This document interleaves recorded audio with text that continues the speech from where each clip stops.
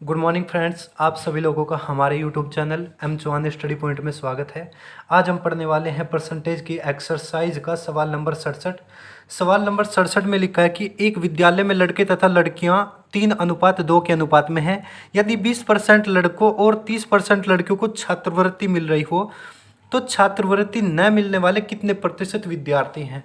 ध्यान से सुने। कह रहा कि लड़कों को 20% को तो छात्रवृत्ति मिली, हमें बताना न मिलने वाले, यानी जब प्रत्येक वस्तु अपने आप में 100% होती तो लड़के भी अपने आप में 100% होंगे और लड़कियां भी अपने आप में 100% होंगी। लड़कों को 20% को तो छात्रवृत्ति मिल गई, यानी 100% में से 20 को तो छात्रवृत्ति मिल गई, यानी 80% को नहीं मिली, यानी लड़कों का 80%।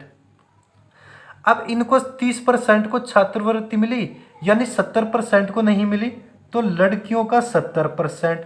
अगर मैं इन दोनों को जोड़ दूं तो छात्रवृत्ति न मिलने वाले विद्यार्थी आ जाएंगे।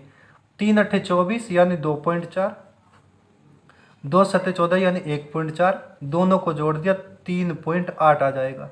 3.8 ऐसे विद्यार्थी हैं जिनको छात्रवृत्ति नहीं मिली। अगर मैं इस बात को परसेंट में बदलना चाहता हूं तो आधार की जरूरत पड़ेगी। टोटल विद्यार्थी आधार बनेंगे। अब 3 तो ये और 2 ये, 3 और 2 कितना 5, तो 5 आधार बनेगा। परसेंट में बदलने के लिए 100 से गुणा, 1 से 1 0 कट जाएगी, 5 से कटेगा 2 बार, 5 से मैंने 10 को काट दिया 2 बार, 38 की आप 2 में गुणा कर देंगे 76 आ जाएगा। यानी 76% विद्यार्थी ऐसे हैं जिनको छात्रवृत्ति नहीं मिली।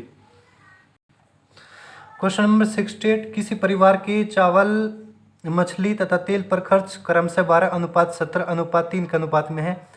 इन वस्तुओं के मूल्य में क्रमशः 20%, 30% तथा 50% की वृद्धि होने पर इन मदों पर परिवार के खर्च में कितने प्रतिशत वृद्धि हुई। अब यहाँ पे चावल, मछली और तेल का खर्चा दिया 12:17:3। यहाँ पे मान लो 12 रुपये खर्चा होता था, यहाँ पे 17 रुपये खर्चा होता था, यहाँ पे 3 रुपये खर्चा होता था। आप इस खर्चे को टोटल को जोड़ लेंगे, 12 और 3 15 और 17 कितना हो जाएगा 32 रुपया। 32 रुपये खर्चा होता था, लेकिन जब यहाँ पे 20% की वृद्धि हुई, यानी इसका 20% की वृद्धि कर दो, वृद्धि को 100% में जोड़ेंगे और कमी को 100% से घटा देंगे। इसका तो 120%। इसमें कितने परसेंट की वृद्धि करी, इसमें 30% की वृद्धि, इसका 130%। इसमें कितने की वृद्धि करी 50% की, लास्ट वाले में 50% की वृद्धि, इसका 150%। आप तीनों को जब जोड़ेंगे तो कितना आ जाएगा 41 रुपये आ जाएगा। ध्यान से सुनो दोस्तों, पहले यहाँ पे 12 रुपये खर्चा, यहाँ पे 17, यहाँ पे 3, टोटल खर्चा जोड़ लो 32 रुपये आ गया। पहले वाले में 20% की वृद्धि, दूसरे वाले में 30% की वृद्धि, तीसरे वाले में 50% की वृद्धि। वृद्धि को 100% में जोड़ते हैं, कमी को 100% से घटाते हैं, यानी 20% की वृद्धि हो जाएगा 120% इसका, यानी 12 गुणा 120/100 कर लो आप लोग, नो प्रॉब्लम। लेकिन परसेंटेज का जो बेस लॉजिक है मैंने उसमें बताया था, ये वाला शॉर्ट हम कैसे लिखते हैं।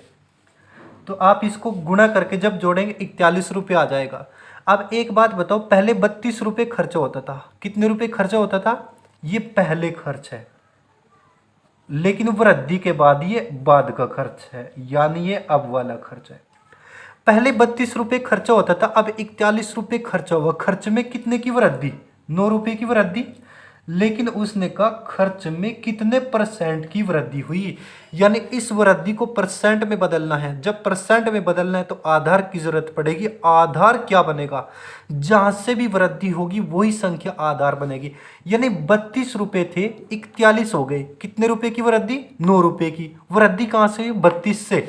जहां से भी वृद्धि होगी वही संख्या आधार बनेगी। परसेंट में बदलने के लिए 100 से गुणा, 4 से गया 4 अठे 32, 4 से गया 25 बार, 25 नंबर 225/8%। आप इसको थोड़ा सा भाग और करेंगे, 8 दूनी 16, कितना बचा 65, 8 अठी 64, यानी 28 से ही 1/8% की वृद्धि हो जाएगी। कोई दिक्कत, 28 से ही 1/8% की वृद्धि हुई है दोस्तों। किसी को कोई डाउट। क्वेश्चन नंबर 69 की मैं बात करूंगा। किसी भिन्न के अंश में 140% की वृद्धि करने तथा हर में 150% की वृद्धि करने पर प्राप्त भिन्न 4/15 है। प्रारंभिक भिन्न क्या होगी? जब वो आपसे भिन्न की बात करेगा तो आप x/y मान लेना। क्या मानेंगे? x/y। तो मैंने मान लिया जो हमारी प्रारंभिक भिन्न थी वो x/y थी। ऊपर वाले को अंश कहेंगे, नीचे वाले को हर कहेंगे। अंश भी अपने आप में 100% होगा, हर भी अपने आप में 100% होगा। लेकिन याद रखना दोस्तों, वृद्धि को 100% में जोड़ेंगे, कमी को 100% से घटा देंगे। उसने कहा है कि अंश में 140% की वृद्धि करो। ये 100% तो पहले से ही था, 140% की वृद्धि कर दी तो 100 में 140 जोड़ो, ये हो जाएगा 240%। अंश का 240% और हर में 150% की वृद्धि। ये 100% तो पहले से ही था, 150 की वृद्धि कर दो, हो जाएगा 250%। इतना करने पर कितनी प्राप्त होती है भिन्न? यहाँ पे 4/15 प्राप्त होती है। कितनी? 4/15। यहाँ पे इतनी प्राप्त, यहाँ पे इतनी प्राप्त, यूनिट समान हो जाएगी। इस परसेंट से वाला परसेंट, इस जीरो से जीरो कटेगी। x/y बराबर, आप 4/15 सेम टू सेम लिख लो पहले। अब ये जो 24/25 है ना, इधर पलट के लिखा जाएगा। 25 जाएगा ऊपर, यहाँ पे गुणा का निशान लगाओ। 25 जाएगा ऊपर, 24 आएगा नीचे। मुझे x/y की वैल्यू निकालनी है तो एक तरफ तो केवल और केवल x/y ही होना चाहिए। काट दो, 4 6 24, 6 बार कटा। 5 तिया 15 और 5 पंजे 25। ऊपर तो बस 5 बचा, नीचे 3 6 18। 5/18 आंसर हो जाएगा। मैं एक बार फिर से रिपीट करता हूं, हालांकि मैंने एग्जाम्पल में अच्छे से समझा रखा है। जब वो भिन्न की बात करेगा आप x/y मान लो। ऊपर वाले को अंश, नीचे वाले को हर। अंश भी अपने आप में 100% होगा, हर भी अपने आप में 100% होगा। जितने परसेंट की वृद्धि होगी 100% में जोड़ देंगे, जितने परसेंट की कमी होगी 100% से घटा देंगे। अंश में 140% की वृद्धि करनी है भाई, 100% तो पहले से ही है। 140 की वृद्धि कर दो, इसका ये हो जाएगा 240%। 150 की वृद्धि 100 बढ़ा के लिख दो, इसका 250% का मतलब गुणा बराबर इतना। बस कैलकुलेट कर दो आप लोग, परसेंट से परसेंट, जीरो से जीरो। अब 24/25 इधर आके पलट जाएगा गुणा में। क्वेश्चन नंबर 69 हो गया। 70 पे आते हैं। 70 को देख लो। किसी भिन्न के अंश में 250% की वृद्धि करने तथा हर में 400% की वृद्धि करने पर प्राप्त भिन्न 7/19 है। प्रारंभिक भिन्न क्या है? देखो, अंश में 250 की वृद्धि, हर में 400 की वृद्धि।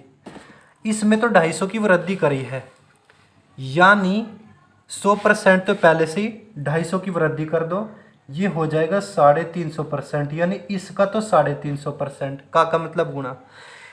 अंश अंश का तो काम हो गया। चलो हर की बात करो, हर भी अपने आप में 100% था। 100% तो पहले से ही 400 की वृद्धि कर दी, ये हो जाएगा इसका 500%, हर का 500%। इतना करने पर कितना प्राप्त होता है? 7/19 प्राप्त होता है। यूनिट समान कर दी। परसेंट से परसेंट, जीरो से जीरो। 5 7 35 और 5 ढाई 50। चलो हालांकि मैं 7 से 7 काट सकता हूँ, 10 ऊपर जाएगा, लेकिन कोई बात नहीं। आप x/y बराबर 7/19 लिख लो। अब ये 7/10 है, उधर पलट के चला जाएगा, 10/7 हो जाएगा। इस 7 से 7 कट जाएगा, 10/19 आएगा, जो कि आपका आंसर होगा। इसी प्रकार के कई सारे क्वेश्चन हैं, आप लोग सोल्व करते रहना। क्वेश्चन नंबर 71 को पढ़ूंगा। एक व्यक्ति 35 रुपये प्रति माह खर्च करने के बाद अपनी मासिक आय का 12.5% बचाता है। उसकी मासिक आय कितनी है? दोस्तों, जो वैल्यू रुपयों में होगी वही वैल्यू परसेंट में लाएंगे। जब हमारे पास खर्च है रुपयों में तो खर्च ही परसेंट में लाएंगे। उसने कहा एक व्यक्ति 35 रुपये खर्च करने के बाद। भाई खर्चा कितना किया है? 3500। अब आप एक काम कर लो, यहाँ पे 3500 रुपये लिख लो खर्चा, इसके ऊपर खर्च लिख लो, क्योंकि जो वैल्यू रुपयों में होगी वही वैल्यू परसेंट में लाएंगे। यहाँ पे खर्चा है रुपयों में, तो यहाँ पे ही खर्चा लाना पड़ेगा परसेंट में। जब प्रत्येक वस्तु अपने आप में 100% होती है तो टोटल इनकम भी अपने आप में 100% होगी। 100% में से उसने बचत करी है कितनी? 12.5%। भाई अगर मैं इनकम में से बचत घटा दूँ तो खर्चा ही तो आएगा। इनकम में से खर्चा घटाओगे बचत, बचत घटाओगे खर्चा। यहाँ पे 12.5% जो इसकी बचत है ये घटा दो, कितना बचेगा? 87.5%। कितना बचेगा? 87.5%। यही खर्च है। अब हम कह सकते हैं कि खर्च परसेंट में इतना, रुपयों में इतना, खर्च बराबर खर्च यूनिट समान। हमें निकालनी है टोटल इनकम यानी 100% की वैल्यू। जब 87.5% बराबर 3500 तो 100% बराबर कितना? 3500 बटे 87.5 गुणा 100 कितना हो जाएगा? 3500।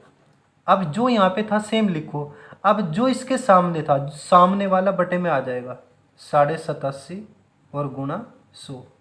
आप एक काम करो, यहाँ पे दशमलव के राइट में एक अंक है तो एक दशमलव काट के ऊपर 10 लगा देंगे। यानी दशमलव क्या होती है?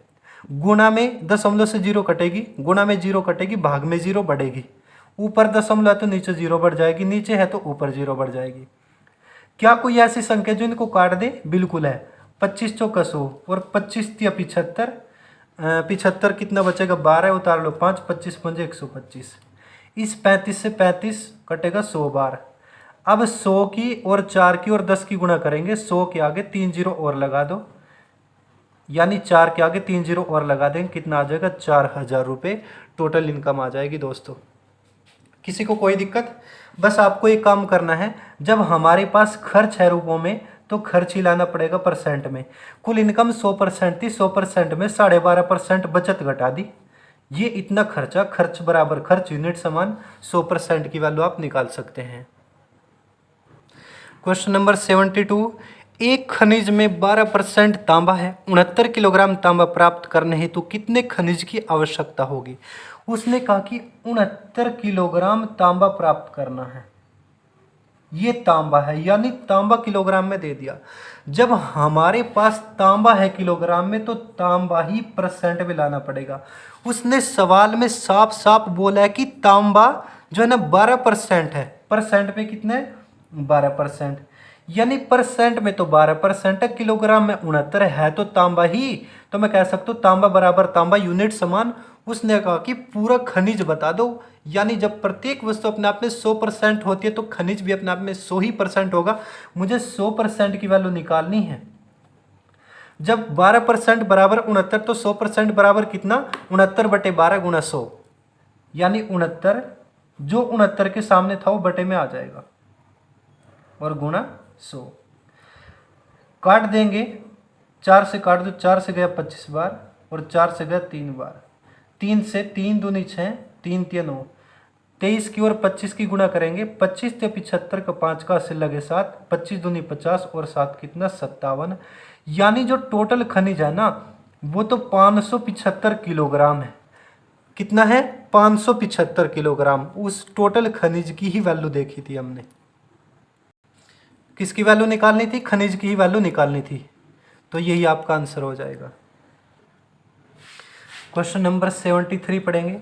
5% कमीशन काटने के बाद एक टीवी का मूल्य 38,380 रुपये हो जाता है। इसका प्रारंभिक मूल्य कितना है? देखो भाई, 5% कमीशन काटने के बाद इतना हो गया रेट, यानी इतना हो गया घट करके। ध्यान से सुनो, शेष जो रेट है वो कितना रहा है? 38,380 रुपये। जब हमारे पास शेष है रुपयों में तो शेष ही लाना पड़ेगा परसेंट में। टीवी का जो रेट था वो 100% था, उसमें से 5% तो कमीशन काट दिया। अब शेष कितना बचा? 95% बचा। भाई कुल रेट अपने आप में 100% था, उसमें से 5% तो कमीशन काट दिया, बचा कितना? 95%। यहाँ पे परसेंट में इतना शेष, रुपयों में इतना शेष, शेष बराबर शेष यूनिट समान। हमसे कह रहा है कि प्रारंभिक रेट बता दो, यानी 100% की वैल्यू आपसे पूछ रहा है। अब आप मुझे एक बात बताओ, जब 95% बराबर 38,380 तो 100% बराबर कितना? 38,380 बटे 95 और गुणा 100। ये 38 है, ठीक है। अब मैं इसको काट सकता हूँ। 19 दूनी 38, उतार लो 3, पढ़ा नहीं चला तो यहाँ पे 0 लगा के 8 उतार लो, फिर वो 38, 19 दूनी 38। अब 19 पंजे 95। अब भी मैं इसको काट सकता हूँ। 5 से काट दो, 5 चौक 20, उतार लो जी, उतार लो 2, पढ़ा नहीं चला तो 0 उतार लो, यहाँ पे 0 लगा के फिर 0 उतार लो, हुआ 20, 5 चौक 20। अब 404 की आप 100 में गुणा कर दो, 40,400 आपका आंसर आ जाएगा। दोस्तों ये तो कैलकुलेशन है, आप कैसे भी काट सकते हो, लेकिन मैं इसका कंसेप्ट यानी लॉजिक बता देता हूँ। लॉजिक सुनो बस। एक टीवी है, उसका प्रारंभिक रेट 100% था, 100% में से तो 5% काट दिया, अब शेष इतना बचा। शेष परसेंट में इतना और रुपयों में इतना, शेष बराबर शेष, यूनिट समान। कह रहा है प्रारंभिक बता दो, यानी 100% की वैल्यू बता दो। तो इतना यानी 38,380 बटे 95 गुना 100, काट दो इसको बस, 40,400 रुपये आपका आंसर आ जाएगा। क्वेश्चन नंबर 74 को पढ़ेंगे। एक परीक्षा में 2000 परीक्षार्थी थे, जिसमें से 900 लड़के तथा शेष लड़कियां थी। यदि 32% लड़के तथा 38% लड़कियां उत्तीर्ण हुए हो यानी पास हुए हो, तो कितने प्रतिशत विद्यार्थी अनुत्तीर्ण यानी फेल हुए। पास दिए हैं, फेल पूछ रहा है। अब ध्यान से सुन लो, 2000 विद्यार्थी हैं, कुल कितने हैं 2000 विद्यार्थी। अब इसको दो भागों में बांटा। कैसे कैसे बांटा है, उसने आपसे कह दिया कि जिसमें 900 लड़के हैं, बॉयज कितने 900। ये सवाल में ही दे दिया है कि जो लड़के हैं वे 900 हैं। आप मुझे एक बात बताओ, कुल विद्यार्थी, विद्यार्थी का मतलब लड़के प्लस लड़कियां। अब 2000 में से 900 तो लड़के आ गए, बचे कितने 1100, यानी 1100 लड़कियां हैं। फिर इसने कहा है, जो इसने बोल दिया है कि 32% लड़के 38% लड़कियां तो पास हुए, फेल कितने हुए, यानी लड़के भी अपने आप में 100% होंगे, लड़कियां भी अपने आप में 100% होंगी। ये 32% तो पास हो गए, 100% थे, 100% में से 32 तो पास हो गए, 32%। तो आप मुझे एक बात बता दो, फेल कितने हुए, 68% ही तो हुए। ठीक है, यानी फेल कितने हुए 68%, यानी लड़कों का 68% फेल हुए। 0.68 लिख सकते हो या 68/100 लिख सकते हो। अब उसने कहा कि लड़कियां जो है ना, लड़कियां 38% पास हुई, यानी लड़कियां भी अपने आप में 100% थी, 38% तो पास हो गई, यानी ये 62% फेल हुई है। कितनी हुई है 62% फेल। हम फेल इसलिए निकाल रहे हैं क्योंकि सवाल में हमसे फेल ही पूछा है। वो पास दे के फेल पूछता है, फेल दे के वो पास पूछता है दोस्तों। अब लड़कियां हैं, ये 62% फेल हुई, यानी लड़कियों का मतलब गुणा 62% का मतलब 0.62 या 62/100। आप एक काम करो, 2 से 2 जीरो, गुणा में जीरो कटती है। अब 9 की 68 में गुणा करेंगे, 9 अट्ठे 72 का 2 का से लगे 7, 9 6 54 और 7 कितना 61, यानी 612 लड़के हैं जो कि फेल हुए। 2 से 2 जीरो काटो, 11 दूनी 22 का 2 का से लगे 2, 11 6 66 और 2 कितना हो जाएगा दोस्तों, 11 दूनी 22 हासिल 2, 11 6 66 और 2 कितना हो जाएगा 68, यानी 682 लड़कियां हैं जो कि फेल हुए। अब कुल विद्यार्थी कितने, विद्यार्थी का मतलब होता है लड़के प्लस लड़कियां। भाई विद्यार्थी तो देखने, विद्यार्थी का मतलब लड़के प्लस लड़कियां, जोड़ दो कितना हो जाएगा, 2 और 2 कितना हो जाएगा 4, 8 और 1 कितना हो जाएगा 9, 6 और 6 कितना 12, यानी 1294 विद्यार्थी ऐसे हैं जो कि फेल हुए हैं। अब उसने कहा है कि इन विद्यार्थियों को परसेंट में बता दो। अब इनको परसेंट में बदलना है तो आधार की जरूरत पड़ेगी। आधार हमेशा टोटल विद्यार्थी बनेंगे, टोटल विद्यार्थी सवाल में 2000 दिया था तो 2000 आधार बन जाएगा, और परसेंट में बदलने के लिए 100 से गुणा, 2 से 2 जीरो कटेगी। अब नीचे 20 है, 20 का मतलब एक जीरो हटा के मैं ऊपर एक अंक पे दशमलव लगा सकता हूँ। तो एक काम कर लो, यहाँ पे आ जाएगी दशमलव, तो 2 से भाग कर लो इसको, 2 6 12, 2 चौक 8 और 2 7 14, एक अंक पे दशमलव लगा दो, यानी इतने परसेंट विद्यार्थी फेल हुए हैं। यही हमसे पूछा था। ऐसा ही सवाल ऊपर हमने पढ़ा था, और जिसका जो नंबर था वो 67वां था। 67वां क्वेश्चन ऐसा ही है, सिर्फ और सिर्फ फर्क है यहाँ पे बस थोड़ा सा। एक बार फिर से, 2000 विद्यार्थी थे, 900 तो लड़के हो गए, बचे 1100, यानी ये लड़कियाँ हो गई। 32% लड़के पास हुए, हमें फेल बताना है। भाई 100% में से 32% पास हो गए तो फेल कितने 68। अब 38% लड़कियां पास ही, 100% में से 38 घटा दो तो बची 62%, ये 62% फेल, यानी लड़कों का 68%, लड़कियों का 62%। इन सबको कैलकुलेट करो, जोड़ लो, 1294 फेल है। अब उसने गिनती में नहीं पूछा हमसे, वो परसेंट में कन्वर्ट करवाना चाह रहा है। तो एक काम कर दो, परसेंट में बदलने के लिए आधार की जरूरत पड़ेगी। आधार क्या बनेगा, टोटल विद्यार्थी आधार बनेगी। परसेंट में बदलने के लिए 100 से गुना, तो आपका आंसर 64.7 आ जाएगा। फ्रेंड्स, अगर आपको हमारी वीडियो अच्छी लग रही हो तो प्लीज़ वीडियो को लाइक करें और चैनल को सब्सक्राइब करें। साथ ही साथ में वीडियोज़ को शेयर कर दिया करो प्लीज़। धन्यवाद।